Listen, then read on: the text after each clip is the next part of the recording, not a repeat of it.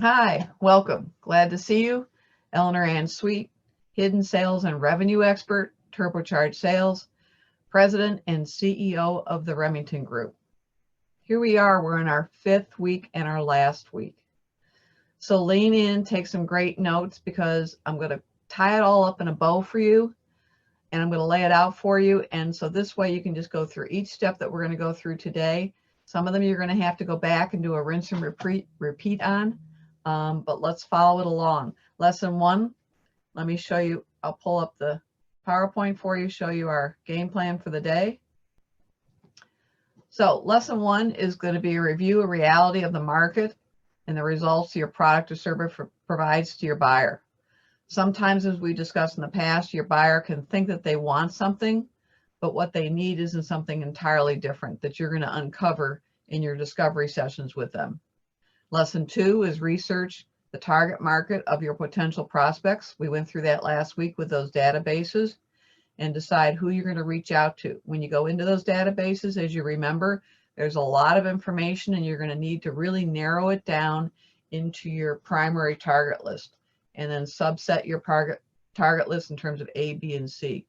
And then lesson 3 is where we now reach out to those people initially via phone. If they're not present on the phone, remember we're going to be leaving some voicemails, a series of voicemails, and in between we're going to be following up with a series of emails. And that whole process is a rinse and repeat, rinse and repeat, rinse and repeat, with the overall goal getting to have a meeting with your client either virtually or face-to-face and getting to develop a relationship with them where you know, like, and trust each other to the point that they trust you and they purchase your product or sale.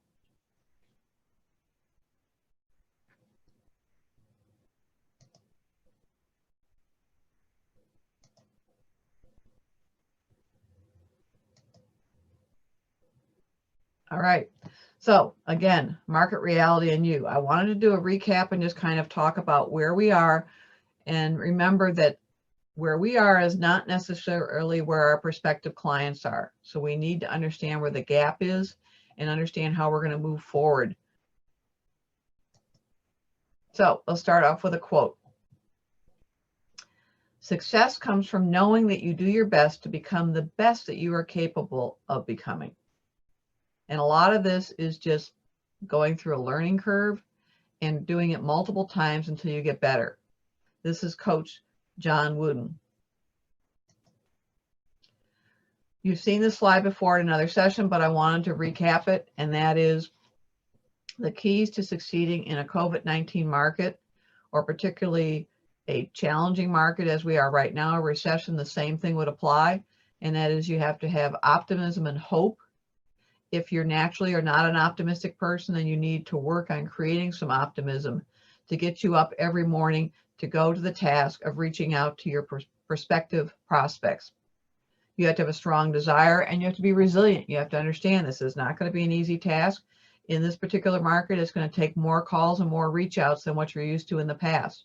Remember not to take it personally. It's not about you. It's just a matter of what's going on in their life at the time that you're reaching out to them and working on getting their attention so they realize the true value that your product or service is going to be able to impact on their lives and making a difference. Have a realistic awareness. We're going to go through that in a little more detail. And tenacity. Don't give up.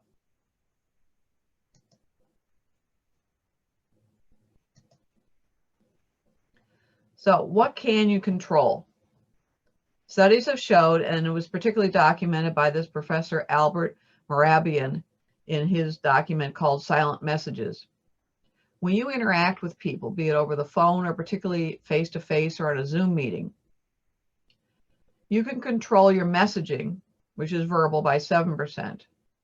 But what they're really listening to is the tone of your voice. Are you confident? Do you speak with integrity? Visually, when they look at you, 55% you can control. Make sure you're looking them in the eye, making sure that you're pausing and showing them respect by listening to them. So when you put it all together, these are the areas that you can control in terms of your first impression and your impressions going forward with your prospective prospects that you're reaching out to. You want to decide, there are 3 value strategies that you can use. And you cannot be all things to all people and use all three. So you need to find out what your primary approach is going to be. Are you going to be the best, have the best price in the market? Or are you going to have the best quality product? Or are you going to be supplying the best customer service? So my message today to you is to focus on what you're going to be your primary value offer. Is it price, product, or service? And then pick a secondary. But when you do that, you need to put the bulk of your emphasis on the one that is going to be your primary value so that you can effectively communicate that to the marketplace and be consistent. This is the 6th step to successful selling. So we're going to be working on, first you have to do your prospecting, look at your target market. Then you're going to do the pre-work where you're going to be analyzing those people and sorting them out into the appropriate list, be it A, B, or C.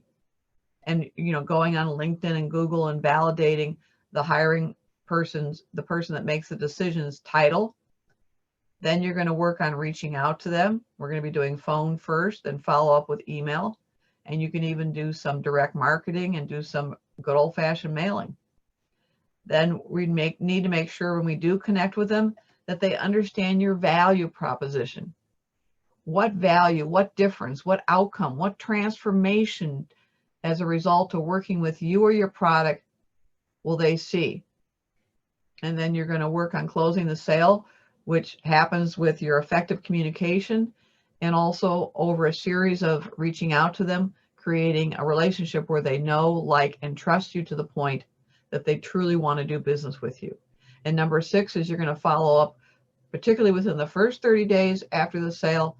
And remember that I suggested also then within a 60-day time period and then an additional 90-day period, and then reach out to them once a quarter, not just once a year. Also remember that our goal from each customer on an annualized basis is to get 1 referral. Everybody wants to know what you do. How are you different than the competitors? That is the most important thing that you need to focus on, is how can you differentiate yourself from the other people in your category of industry or product? What's the benefit of working with you and your product? How are you going to impact and change their life, make it easier? How are you going to find them money? How are you going to save them money? How are you going to solve a problem that's not being resolved that they're aware of? Or how can you solve a problem that they're not even aware that they have? And it's the old, what's in it for me, is what is the question they have in their head when you reach out to them on the voicemail or on the phone, and you need to be able to answer that.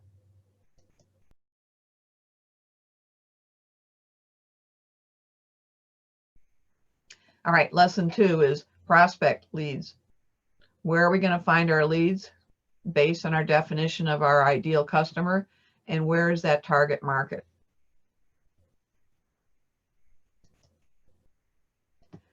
So it's setting the stage. We need to define our ideal customer profile. Then we're going to start with our targeted list. We're going to look for the prospects that are looking for you. And remember that I said you want to think about who are your top 3 customers. What's the profile? So we're going to try and duplicate that profile as we go into our databases and as we reach out to them. Because you have a history of understanding people that were satisfied with your product and you satisfied a need for them. Why should they be interested? We have to get there again, communicate how we're going to bring value to them and how we're going to make a difference in their life. You want to keep that goal in the mind on every single phone call, every single email. You're going to craft your message by practice, practice, practice. And as I've said, you're going to need to start with the phone first, and then you're going to follow up with email, physical mail. You could do a direct mail piece on one of those postcards that we talked about, and follow up and follow through. This is the primary system that you're going to be using. So first we have to define our ideal customer profile.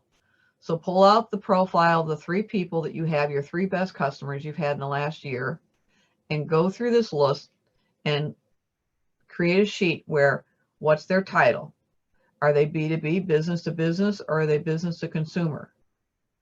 If they're business to consumer, then you need to get into some more of the demographics in terms of What's the annual household income? What type of suburb do they live in? How many bedrooms do they have? How many kids? How many cars? And then define the industry or the market that your ideal customer is involved in. Geography. Are you, in my case, with the Remington Group, I've worked nationally and a little bit internationally. With Turbocharged Sales, I'm more integrated in the Illinois market, specifically the greater Chicago market. So where are you going to, if you're currently in a certain geographic location, do you want to expand onto that? Or do you think that that's large enough? Look at the annual sales of your ideal customer that you've been working with, the number of employees at the company, and then also what type of market challenge and issues did you solve for them with your product and service when you did business with them? So we're literally trying to create almost like a mirror, a copycat situation. So this is the information I want you to have in mind, have it written out on a sheet of paper, put it in an Excel sheet, whatever works for you. And that's what we're going to use as we go into the databases. So these were the databases we went over in one of our previous sessions. And when you want to take your current 3 top customers and figure out what is their SIC code or what is their NASAS code, because you're going to need that to lead into these databases, into Reference USA, LexisNexis, Mergent Intellect, and Hoover's. And as I mentioned to you, these are the ones that are offered by my library. You may have different databases at your disposal within your organization, or within, if you're in an incubator program where they have databases for the members to use. Your Chamber of Commerce may have databases you can tap into, and also your local library.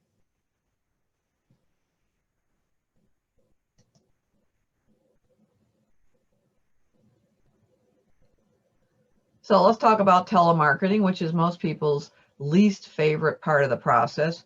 As I mentioned to you, I spent over 25 years doing telemarketing, doing an incredible amount of business with people that were sending me 5-figure checks that never even had met me physically. But it was learning how to develop a rapport and getting people to not know, like, and trust me over the phone without ever having met me. So a lot of that is how you handle yourself. As we mentioned earlier, it's the tone of your voice, it's the sincerity. It's also the ability when you make a commitment to show that you follow up and you keep that commitment. So first we have to generate the leads, which come out of the databases that you've been working with. I use Excel for a lot of my tracking information. I showed you on a previous modular how you could also even just do a 5x7 index card initially if you want, if that's a faster way when you're building a new market. Then you're going to pre-qualify those prospects because we're going to compare them to our ideal customer profile. So it doesn't mean they're necessarily every single time they're going to match exactly, but looking at a circle, are they fairly close on, 3 or 5 of the variables? Okay, so you may have to stretch in an area and find out, is it going to work stretching, or you may hit a couple of dead ends and then you're going to have to pivot again and then stretch in another area on your prospect profile. But look at them, try and sort them out in terms of an A list, a B list, and a C list. Your A list should be your largest list and the ones that are closest to the target of your ideal profile. And then your B list will be the ones that have some similarities but have less than the ones that are in group A. And then you can see how the same thing would follow C. So C is further away from your ideal customer profile, but it still merits keeping it in your initial collection of potential prospects you'll be reaching out to over time. You always start with the A's, and then when you've exhausted the A's, then you move to the B's, and then you move to the C's. And also during that process, you need to go back to the well of databases and pull in more names. And so once you just get it in your initial list, you're not done. You want to keep adding and fine tuning it as you connect with the marketplace. And you're going to follow up after you've made your phone call with an email. And you can also use direct mail. So as I said to you, if you made a voicemail call, you call someone on a Tuesday morning at 10 o'clock. And Wednesday you would follow with an email saying, I called you yesterday, or you could give them an email in the afternoon of Tuesday and say, well, I just wanted you to know, I know you're busy. I called you in the, Tuesday, earlier today around 10 o'clock. I want to follow up with you. I want you to know I'll be reaching out to you on Thursday or Wednesday. So you give them a heads up on the email when you're going to be following up with them again. And then that'll kind of maybe, you know, to a certain point consciously put you on their radar. And I suggested to you at the end of the night, this is after 5 o'clock, after what we call the golden hours, the most productive hours. After 5 o'clock, then you would update your Excel sheet, your CMR system, your 5x7 cards with all the information that you gathered during the day from the people in terms of maybe you had an email bounce, so you need to correct the email address. Maybe you misspelled somebody's name, or you have the incorrect title, or you get an email that says this person is no longer in this organization. Okay. So don't forget, we should be pre-checking most of this stuff on LinkedIn and on Google, and also going to the corporate websites for all these organizations and digging in there. But as you know, all information on the internet, all information sometimes on websites can be old information, and sometimes you find it out when you're reaching out to people. Also, here's another idea, is you can use a survey with a decision maker. So after you've had your initial first meeting with them, you could follow up and just say, based on our conversation, you said that these were the 3 most important things to your organization going forward in terms of the consideration of the next vendor on this product or service. You could have them repeat it or ask them for a little more detail before your next meeting.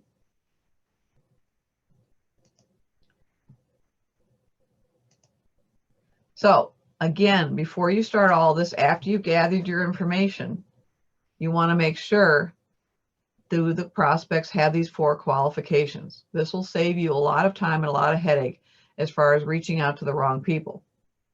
Have you been able to ascertain in any way that the prospect needs what you're selling? So if it matches your ideal profile of previous clients, the odds are they're going to have a similar need. Do you know if the prospect can use what you're selling? You probably won't be able to find this out until you have at least one encounter with them via email or over the phone. Number 3 is very important. A lot of people, particularly when you get a tight economy, will put budgets on hold, will not want to maybe spend initially what they originally were going to spend. They're cutting it back. And you need to gently, in the conversation with the person, help them to bring that information out, because initially they may either feel embarrassed by it, or they maybe are not sure that it's necessarily relevant to you, but it's going to help you both save time going forward to know, is this a budgeted item? Is this something that you see coming back into the budget in the near future, the next quarter, relative to what you originally were going to, you know, budget for this product or service? Has it changed, and can you share that information with me so I can see if we're going to be compatible, or if I need to adjust my approach to your organization with my product and service to be more compatible and in line with your needs? And number 4, does the person want the product? If they don't think they have a problem, but you know they have a problem, then part of your dialogue with them has to be to show them how they have a problem that they're not aware of. Or they may already have pre-existing product, but they're not sure that this is the time to replace it, or that they need a new upgraded version. And there again, that's your responsibility to take the time to communicate to them why it's to their benefit, and why in the long run it'll save them more money by buying your product now and upgrading.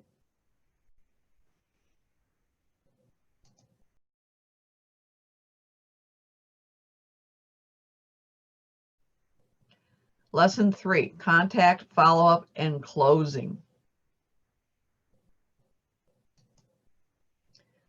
So you've seen this sheet before, okay? And this is, to me, is kind of like the whole essence of the nugget of what we've been talking about through the whole 5 weeks. So if you do not focus on anything or save any document, I would encourage you to make sure you print this off and tape it on your office wall somewhere.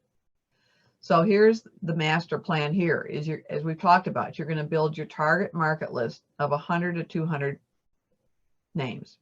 And you're going to, as you go through these names, you are going to go back and you're going to be adding more names as certain names come out. So you want to keep a list, a stable of names of 100 to 200. So when they drop out, go back to the well and get some more names to put in. And we're going to be matching them to your ideal customer profile.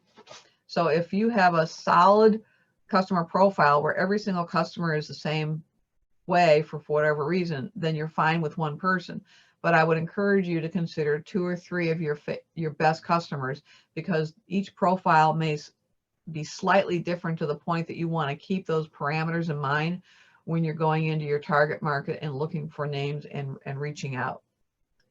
There again, your target industry. You could specialize right now in a current target industry, but as we've talked about, maybe there's a way that you can expand into a different industry that you did not before, just based on either that you never reached out to them or with some small modifications to your product or service offering.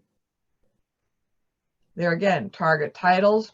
Sometimes titles will vary between companies, so you want to be sure that you have validated that you have the decision maker. You can start to go with the titles that you've used in the past for your ideal customer, but it may not work in every single company, so be attuned to that. Also, you want to be aware of, are there some trigger events? Has somebody left the organization? Have they sold one of their divisions? Or a lot of people have been going through this recent economy have actually been downsizing their office space. So do any of those events help you in terms of your product might work better in the new environment or the new office or with the new marketplace that they're dealing with? And as I mentioned, you're going to divide the leads into A, B, and C categories. Start with your A's. That's the closest to your ideal profile. The B's, as I said earlier, are going to be a little bit different. They might be in a different industry. They might have a different demographic profile. And then C, where there's some similarity, but not quite as much as A and B. And there again, keep moving. You may be moving people up that were in a B and now they've become into an A, but make sure you keep your target list of 100 to 200. Now, depending upon the size of your organization, that could be 100 to 200 names in your A target market. If you're a smaller organization, then you might have less. You might have 50, but you need to find out what's going to work for you. So you're going to start by researching intensely the top 10 to 20. So you will have gone into the database that I've suggested. You can print off and save a lot of that information. Now I'm going to send you to go over to LinkedIn. I'm going to send you to go over to Google. I'm going to send you over to the company website.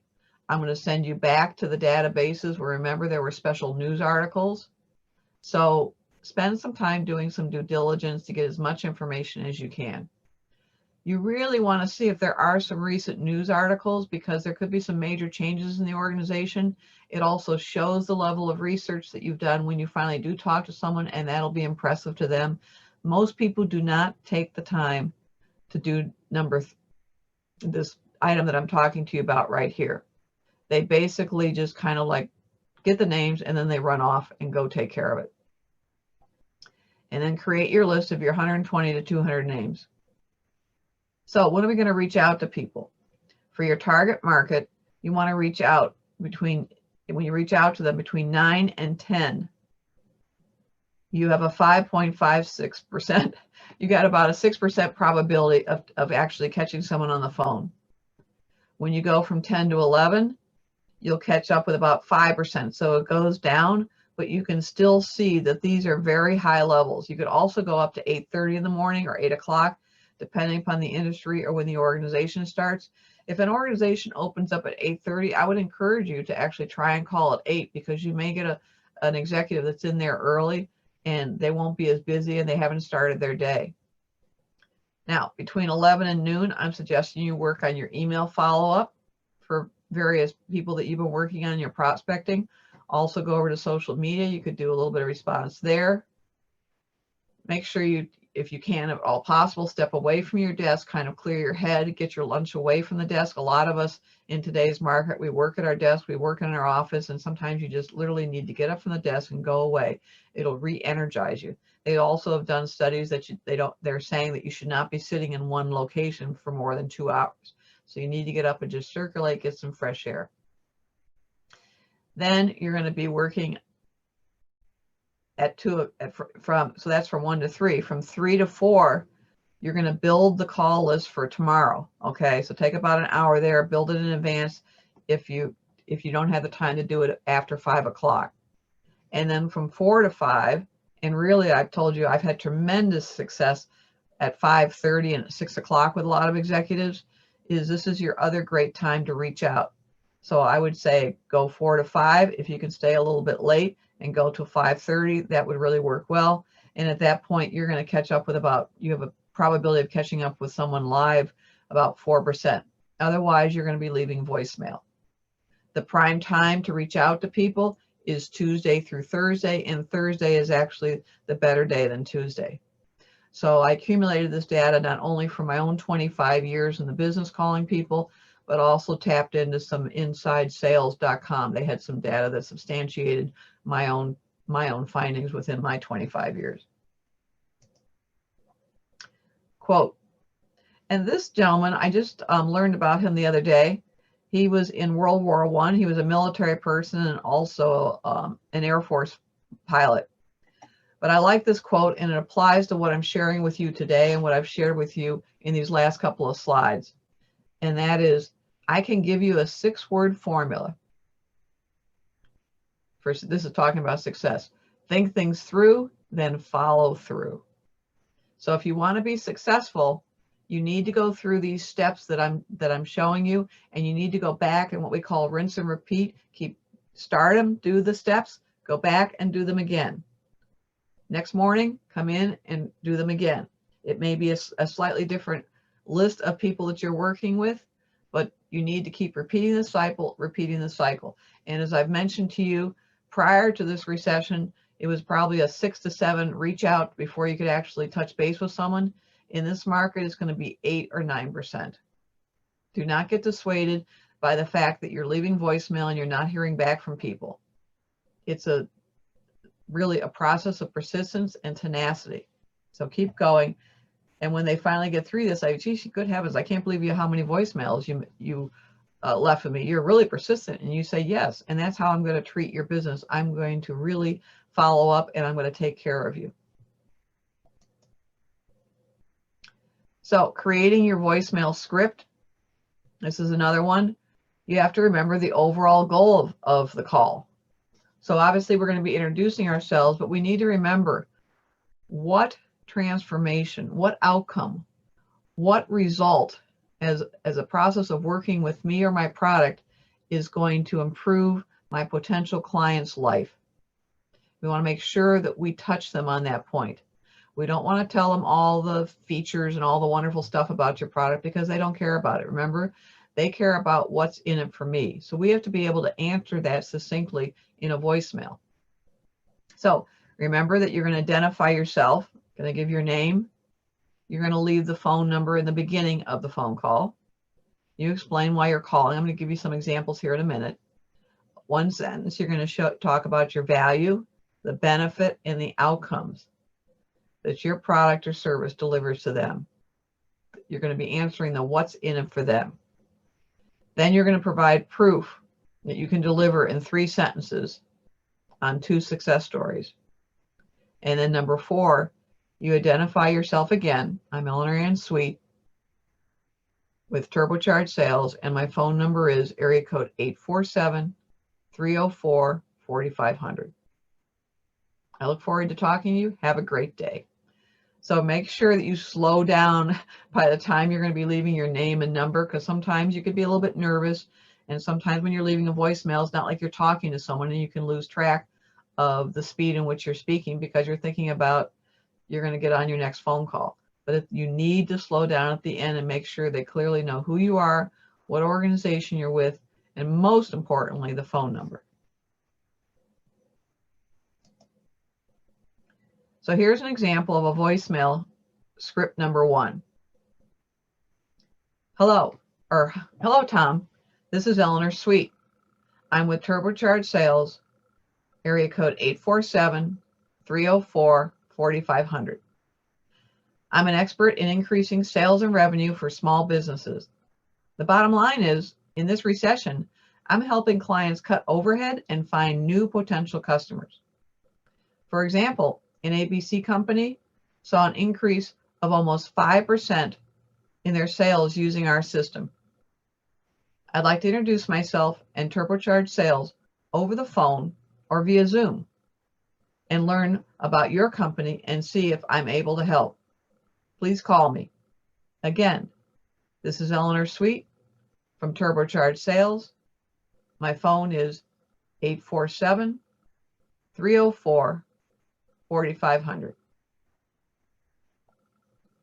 So that's our hypothetical initial first one. And you're going to put in your own company name, your own, success results that you're going to share. So I underlined it here. So this is going to be your second voicemail that you're going to leave, several days later. And so some of this is still the same, but then you're going to add in some new information, and actually having some of the information be the same. So if they do listen to a series of voicemails, who you are is going to kind of start to sink into the head. So it's a way of getting their attention. That's the hardest thing in any marketplace, let alone this particular economy, is how do we get their attention? Everybody is so busy trying to figure out how can they help their business survive, how can they meet their own customer, that people are just very preoccupied. So you need to kind of wave the flag and get their attention. So this would be a second voicemail suggestion. Hello, Tom. This is Eleanor Sweet. I'm with Turbocharge Sales, 847-304-4500. I'm an expert in increasing sales and revenue for small businesses. I've been supporting small businesses for 10 years and have worked with over 50 clients nationally. For example, DEF in the Chicago market saw an increase in sales of 4.5% after using our system. I'd like to introduce myself and Turbocharge Sales personally, learn more about your company, and see if we might be able to help you. Please call me. Again, this is Eleanor Sweet from Turbocharge Sales. My phone is area code 847-304-4500. Now, another tip I forgot to mention relative to anytime you leave a voicemail, I would actually, if you have the ability to stand up in your office, when you leave the voicemail, when you're standing, you will have a better strength of voice. It's going to come off as more confident, and it's going to be easier with the diaphragm to do the breathing and the pacing on articulating well so that they can hear you clearly. So try that. It works like a charm.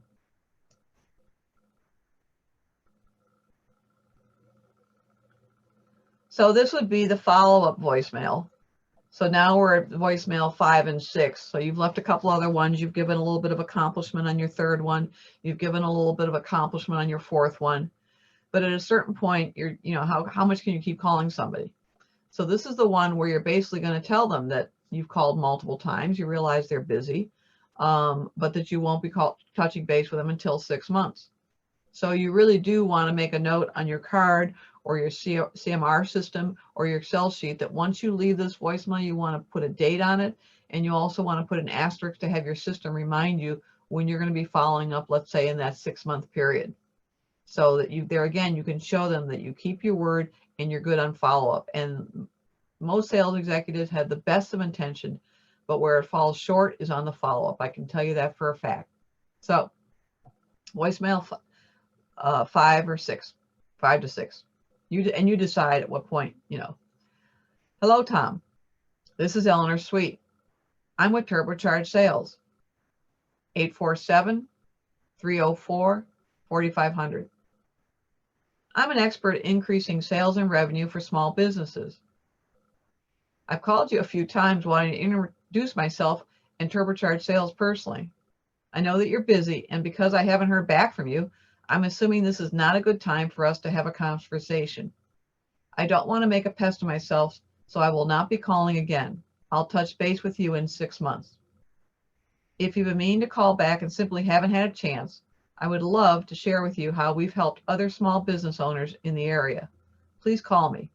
Again, this is Eleanor Sweet from Turbocharge Sales. My phone is area code 847-304-4500. Now, you'll notice in a couple of these that I said area code and then I didn't say area code. So I would interchange it and move it around. Sometimes just out of reaction, if you say to someone area code, then it kind of cues them up that they know they should be writing down your phone number. So that's just a small technique you could try. So as we've been doing these voicemails, and hopefully at some point you are connecting with the person, we're following up with our email. So I wanted to touch base again in terms of what's our checklist for the basics on email. Another thing is that also after I would leave like that last voicemail, I would use my subject header, if you haven't used it before, waving the flag. I know you've been busy, and I would pretty much say what you've said in the voicemail, that you will not be calling for another 6 months. But if things have changed in their organization, or if you've misunderstood the fact that they've been not had the ability to get back to you, you make it very clear and give you your phone number in the email as a follow-up to that last voicemail. So the basics on email is you need a strong subject line. Shorter is better. I will admit we all kind of end up, sometimes making long subject lines because we have so much that we feel if they can only see our subject line, then they would return our phone call. But shorter is better, and that's something, to be honest, I could probably work a little bit on myself. So you try leading with your contact's name first. That's very effective. So this is assuming you're not doing an e-blast program and you're doing these individually. So on your initial reach outs, I would encourage you to customize and do each email separately, as opposed to just doing a generic e-blast.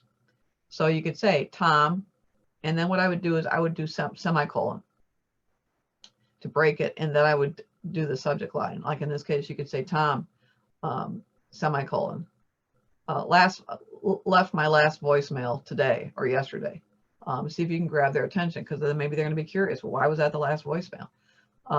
Or lead with a question, the subject lines. Questions work particularly well. So you could go Tom, semicolon, is everything all right? Question mark.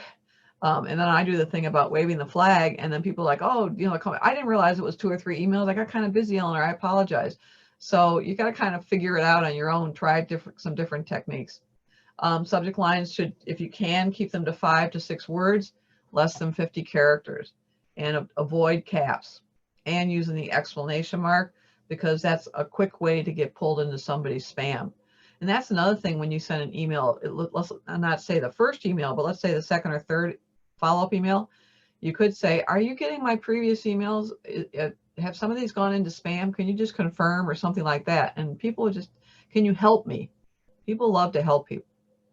So keep your email short and to the point. Try to keep as much as possible above the fold so they don't have to scroll down. And there again, your email must show a benefit or an outcome that's created by working with you, answering the question, what's in it for me? And you're going to lead with the most powerful information or benefit that you have first. So something there also is, if you can quantify it, so you could say increase customers' business 5.6%. The minute they see a percentage or dollars, it draws the eye into the email. So if there's any way you can quantify or qualify in terms of using numerics, percentage, or dollars, it'll really make a big difference. And don't forget, you also want to have a call to action. So toward the end, and what I do for my call to action is I actually underline it. So if I've sent some emails to someone and they haven't responded, then I underline my call to action, or I bold it. And that really makes a difference. It's something that I'm not necessarily suggesting you do on your first or second email, because it could be it could put some people off. But if you have emailed someone more than once and they are not responding, then I would first start with the underline, and then I would go to bolding second. And it really is better not to put any attachments on, because that's asking someone to suddenly open something up and look at it, and it just requires too much time, and particularly right now in this marketplace. So I would suggest to avoid attachments. You're hoping you get to the point that you have touched base with them, or you can send an attachment to a follow-up meeting that you've had, or a Zoom meeting. But initially, unless you have not had a real connection with the person, I just don't think there's a lot to be gained by attachments. As I've said to you, we have to remember, people, there's no study anywhere, and I've never heard of anybody that has actually bought from an email. People buy from people. So you can send all the emails you want to someone, and you never talk to them, you never have a relationship with them, you never interact with them. You're just kidding yourself. And so that's something that is hard in this economy, because I know that email is less expensive, and it's human nature to want to send out a lot of e-blasts. But in reality, you have to have a relationship with somebody first. So Now we've got contact. It's exciting.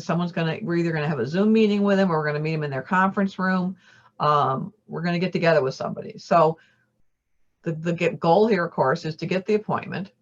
You're going to you will phone the people first, then you will follow it up with the email. Okay. When you connect, the goal is to get an appointment. You are not trying to sell your product, sell your service on an initial phone call with somebody. They don't have the time. And if they haven't done business with you, they're not going to have the background. If anything, you're just giving them the excuse to say no to you to get you off the phone. It's the same thing with if they say to you, can you please send me, Eleanor, some literature? Don't send literature. That's just a waste of time. They're just stalling. And you just say, you know, I can appreciate the fact that you might want something, but I think that's a little premature. I really need to get to know a little bit more about your company and how we can best serve you. If that's all right with you, I'd like to do that in our next, to be able to get to know you a little bit more in the next meeting to find out if that even makes sense. Because you want to be respectful of their time. So the goal is to get a 10-minute appointment. Depending upon if this is your first meeting, try and get 10 minutes. You know their time is very valuable, and they're going to respect you with literally at the 10-minute mark. And you say, you know what, Mary, this was great talking to you, but I see that it's at our 10-minute mark, and I'd like to see if I could schedule a follow-up meeting to continue this conversation. The majority of the time, believe it or not, they'll say, oh, well, no, I have a little more time. They'll give you that little more time. But if they're busy, they're like, you know what, thank you. I really appreciate that, because most people just, particularly a lot of salespeople, they just talk over people. They're just so eager to get them on the phone, and particularly in this market. And then you reschedule the appointment, and it's solidified your respect for them, and it's solidified also their level of commitment that they're willing to commit to another appointment. So as I said, don't send the sales materials. That's usually a stall tactic. And then you're going to want to confirm the 10-minute appointment. I would try and confirm it if you can before you get off the phone. And then also what I would do is I would confirm it via email. Just say, you know what, I'll send you an email this afternoon, and we'll confirm all the details. Then you could say, I'll call you at 3 p.m., Wednesday the 21st next week. For my records, are your offices still? You might want to see if you can confirm if they have moved their offices, because if you ever want to send them some mail or you're ever going to go visit them, then you know whether or not they have moved their offices. It's another way to interact with them and also keep building and updating your database. And then you say, I look forward to reconnecting on the 21st. Have a great day.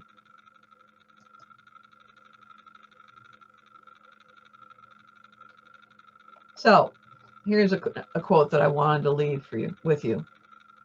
And this is Winston Churchill, who we actually had in our previous sessions. I'm very intrigued with him as a leader that we've had in this world. Sometimes it is not good enough to do your best. You have to do what's required. So I put this in because through this whole process, I suspect some of you are like, well, I'm not sure I'm going to call 5 or 6 times. I'm not sure I'm going to send 5 or 6 emails. So I am telling you that I really do believe in this process. I have worked with it successfully for over 25 years. You do need to do all these steps. So if you want to take your shortcuts, that's fine. That's your decision. But this is the essence in this quote of what I'm trying to encourage you to, is that even though it may not be fun, you may not think you have the time, you don't think it's being productive because you're not getting the instant gratification, you're not getting people to get back to you and giving you feedback, it really is required.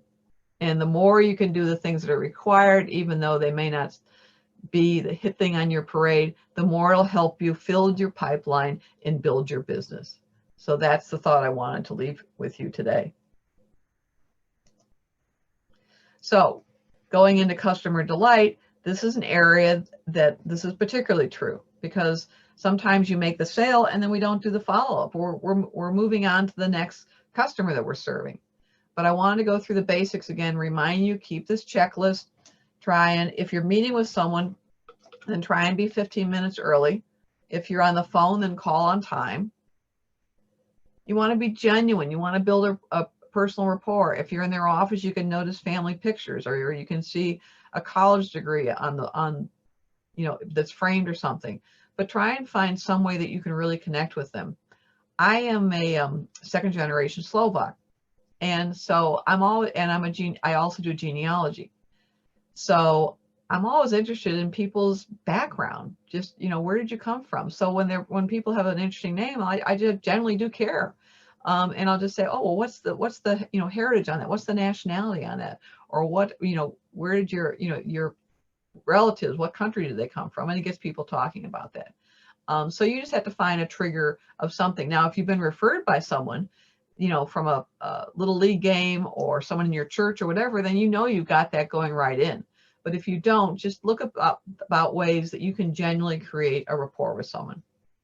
You want to answer all the questions promptly. You want to keep your commitment in terms of your follow-up. You also want to deliver, make sure that you effectively communicate the true value that you offer by doing business with you, in terms of, if you do business with me, this is what our product or service is going to do. We're going to make your life easier. You're going to sleep better at night. You're going to have more time for other projects within your organization. Whatever it is, make sure that you show what is the result of working with us. In the case of, turbocharged sales, we basically do literally find hidden sales for people. We show them how to use the databases in more detail, and we take it through. In some cases, clients hire us to do it for them. Okay. And so I'm finding new business for you. I'm also going to find ways that you can save money that you may not have thought about. And sometimes you're too close to it. Like if someone says, if you put your finger on your nose, you can't see your finger. So having someone from the outside, such as yourself or your organization, come in and help someone with their business is invaluable. And you want to offer exceptional customer service. This is an area I've told you in 2021 is going to be one of the hottest business areas, because right now, with everything that we've all had to go through with this particular economy, customer service has come down in this country. People are tolerant right now because of the circumstances, but if you can excel in this environment, you'll be ahead of all your competitors. And you want to stay in touch. Like I said, you're going to be in touch with them within the first 30 days of the transaction, and then you're going to follow up again in another 60 days, and then in another 90 days, and you're going to reach out to them at least on a quarterly basis. And as you're doing number 6 and staying in touch with them, don't forget to ask for the referral. And we went through all of that in one of our previous modulars, and I even gave you a mini script on that. So when you ask someone for a referral, don't forget that they may not give it to you right away. That's something you're going to have to follow up on. And in some cases, what some people are doing is literally writing their own referral and just sending it back to the customer and saying, well, does this pretty much say how you feel? And getting them to sign off on it. It's kind of like the LinkedIn recommendation thing. So here's the referral script. I put it in here to make it easy for you. You can modify this, obviously, and use it for your, whatever your circumstances. But this is an example where I'm referred by a friend of mine. So it's Jack, or business acquaintance. Jack Waston asked me to spend 20 minutes with you personally, with the idea that you'd be able to know in that time whether what we accomplished together also makes sense for you and your organization. So you're asking for a 20-minute commitment. You came in on a referral name.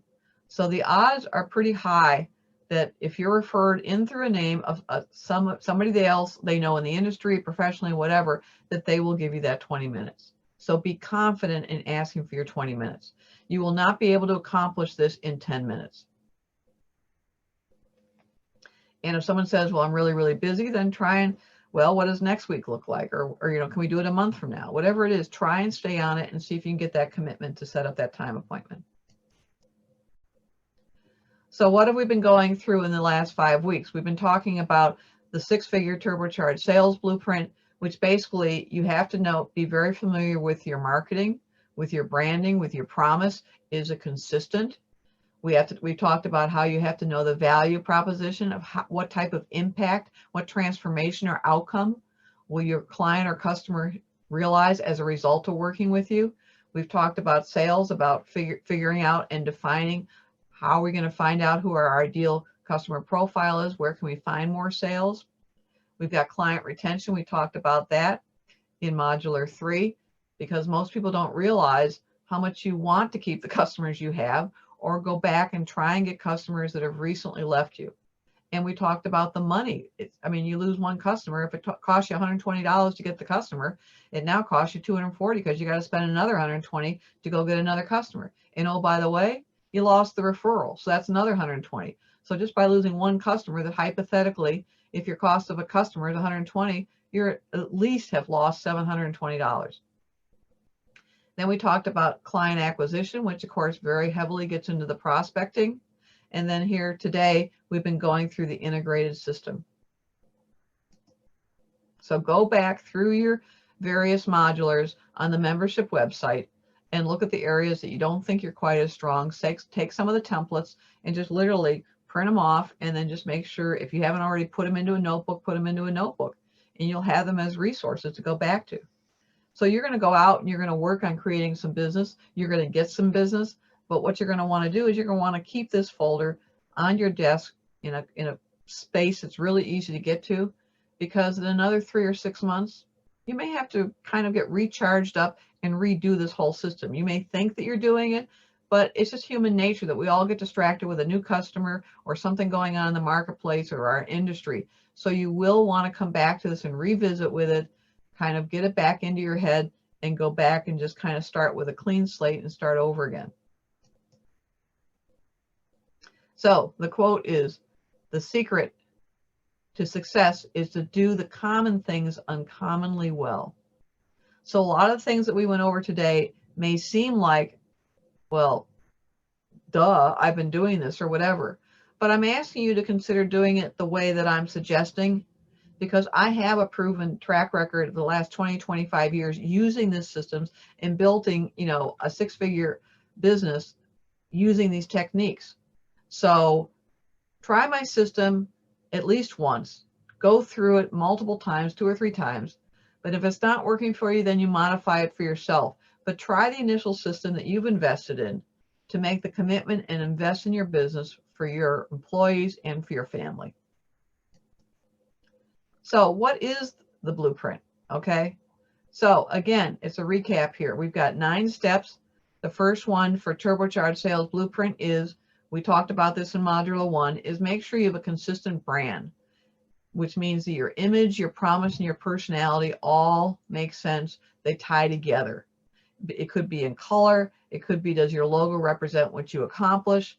But no, you want to really make sure that there's cohesive,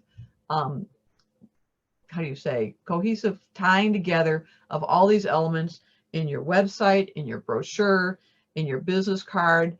If you have a booth that you go out to McCormick Place or something, make sure everything is consistent. And same thing in terms of your letterhead and your email and your signature line. Step 2 is you clearly define your customer value, which is the result of working with you or your product, because that's going to be your primary focus of communicating that value that you bring to that customer. That's why we're reaching out, because we know we can help and we can make a difference and an impact on people's life. We have a moral obligation to go out and share our gifts, okay, of how we can help others, and particularly in this economy. So once you figure out your value, you're going to see your ideal customer profile of your 3 top customers, how that value transformed and changed their lives. And so if you can do the same thing for your top 3 customers that we're going to use in our ideal customer profile, in your heart, you're going to be able to help others with a similar profile. So then we're going to go into our databases that we suggested. You may have some of your own databases internally. You can buy lists professionally from organizations, but I'm suggesting you at least try the ones that we have here that are free. And so you're going to research and find some more prospect leads. Then you're going to segment your target customer leads in terms of an A, B, and C. The A's are the ones that are the closest to your ideal customer profile of your 3 most successful customers. The B's are somewhat similar, but not quite as much. And then the C's are further out. And don't forget that you keep elevating and moving the C's into B's and the B's into A's. And you're going to be adding more to A's as some of the A's, maybe you find out that they're not a valid prospect. So take them off the list. Don't waste your time after 5 or 6 calls, okay? If in fact you have validated, it doesn't mean if they don't return your phone call that they're invalid, because you have to have a dialogue with them in some way to determine that. And then number 6 is you're going to start prospecting by calling first. If they're not there, you're going to leave a voicemail. Then you're going to follow up with email.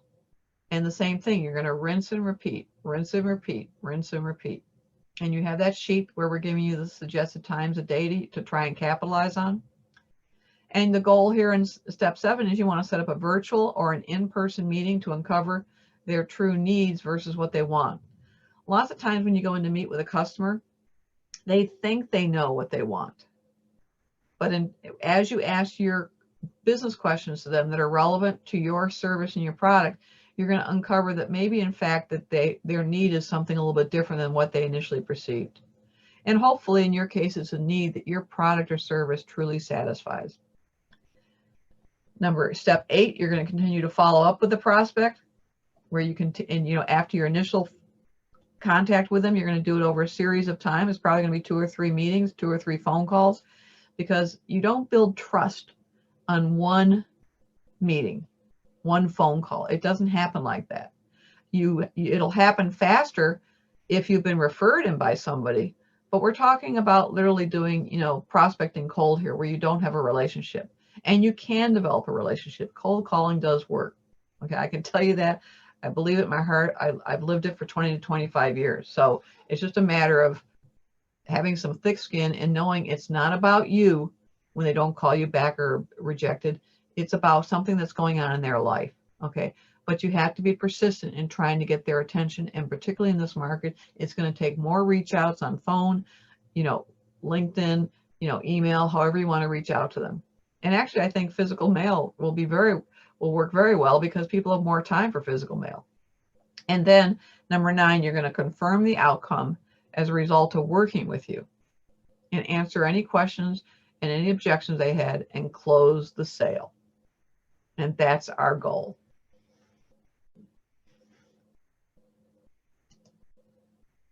So I want you to know that you can reach out to me. We're going to put the downloaded materials for Modular 5, Turbocharged Sales Blueprint, up on the membership site. It'll be the video recording, the PDF. We'll also create some extra modular handouts for you. So some of these you can just print right out to be able to use as worksheets. I want you, again, to take all the 5 weeks that we've been working on here, all the 5 modules. If you've gotten a little behind, that's the beauty of a membership website. You can still catch up. But basically reevaluate everything that we've talked about in the last 5 weeks in terms of the impact, how it can possibly impact your current and your future business model. You may need to make some small changes. And thank you for blocking your calendar for Modular 5 for Turbocharged Blueprint and Review. And I'm asking you to block some more time and go back into the membership site and just go pick up the areas that maybe it wasn't quite as clear to you. You need to listen to the information again. Apply this information in your business this week. Feel free to reach out to me via email at suite@turbochargedsales.com with any questions you have on Modular 1, 2, 3, 4, and 5. I want you to know if it makes more sense for your organization and if you want to bring me in-house to help you as a business coach on any of these phases, we can do that on a project-by-project basis. And again, I am Eleanor Ann Sweet with Hidden Sales Expert and Revenue Expert. And I just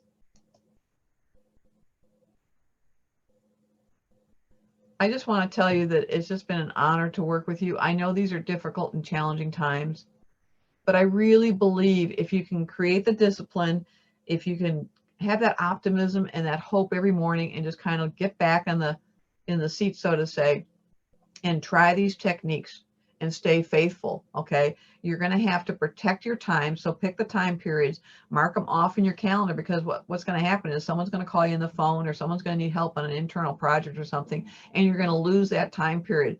So you need to protect your prospecting time and block it out. And another thing is also to tell people in your office is that you're not taking phone calls during that time period, because you're doing outbound phone calls, and you're going to be doing 20 or 50, and you're just going to keep calling and leaving a voicemail. So I'm here for you. Thank you ever so much. Life's an adventure. I wish you the best. Eleanor Ann Sweet, Hidden Sales and Revenue Expert, Turbocharged Sales, President and CEO of the Remington Group. Please stay in touch, and I wish you the best. Take care. Bye-bye.